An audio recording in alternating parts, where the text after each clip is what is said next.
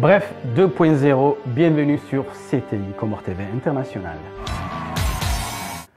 L'actualité sur le net est vue partout aussi, sur votre smartphone et votre tablette. Le président américain Donald Trump vient de décréter la capitale d'Israël, Jérusalem. Quelle est la réaction de certains pays? Je vous propose lu sur le net avec Setina Youssouf.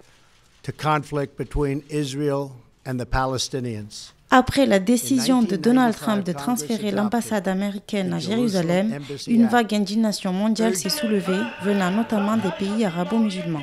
Parmi les plus virulents, l'Égypte, l'Iran et la Turquie. Cette dernière juge la décision américaine irresponsable et contraire au droit international et aux résolutions de l'ONU. À l'image de la Ligue arabe qui tiendra une réunion ce samedi 9 décembre, les pays se réunissent afin d'obtenir une réponse collective.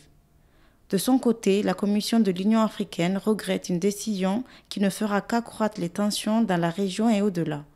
On crée en effet le risque d'une nouvelle intifada suite à l'appel du Hamas.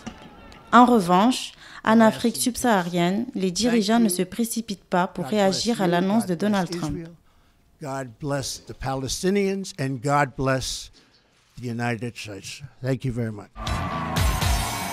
Robert Mugabe, on l'appelle encore le vieux crocodile. 37 ans de pouvoir, 31 ans passés aux côtés de Grace Mugabe. Quelques jours seulement après avoir quitté le pouvoir, la première dame du Zimbabwe demande le divorce. Mais revenons à son dernier discours aux Nations Unies. Il s'est adressé au président américain, Donald Trump. And may I say to the United States President, Mr. Trump, please blow your trumpet. Blow your trumpet in a musical way towards the values of unity, peace, cooperation, togetherness, dialogue, which we have always stood for and which are well written in our very sacred document, the Charter of the United Nations.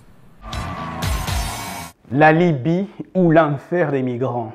400 dinars pour s'acheter une esclave de moins de 30 ans, et surtout si vous êtes noir. Une affaire qui a bouleversé la planète tout entière. En tout cas, ce n'est pas du tout la Libye de Mouammar Kadhafi, lui qui a rêvé d'une Afrique unie, d'une Afrique avec sa propre monnaie, d'une Afrique indépendante avec son satellite et ses moyens de communication. Ce n'est pas non plus l'Afrique telle que l'a rêvé Nelson Mandela. Donc je vous cite l'une de ses phrases. Être libre, ce n'est pas seulement de se débarrasser de ses chaînes, c'est vivre d'une façon qui respecte la liberté des autres. Écoutez le président Emmanuel Macron lors du sommet Afrique-Europe. Il annonce l'envoi de policiers et de militaires pour enquêter sur cette affaire d'esclavage en Libye. C'est une initiative visant à lancer des actions concrètes, militaires et policières sur le terrain pour remonter ces filières. Militaires armés, donc une armée. Il ne s'agit pas aujourd'hui de dire qu'on va déclarer la guerre. Aujourd'hui, nous pouvons commencer à les identifier. Il faut procéder à des sanctions individuelles, financières, mais aussi de contraintes physiques et pouvoir agir. En tournée sur le continent africain, le président français était à Ouagadougou lors de son premier voyage sur l'Afrique.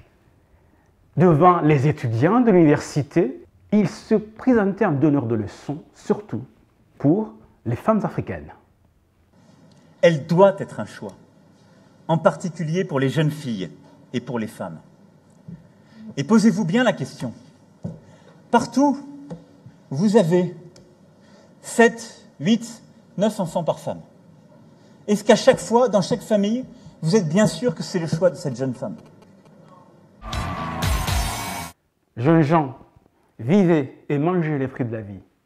Mais sachez qu'aussi longtemps que les lieux n'auront pas leurs historiens, les récits tourneront toujours à la gloire des chasseurs.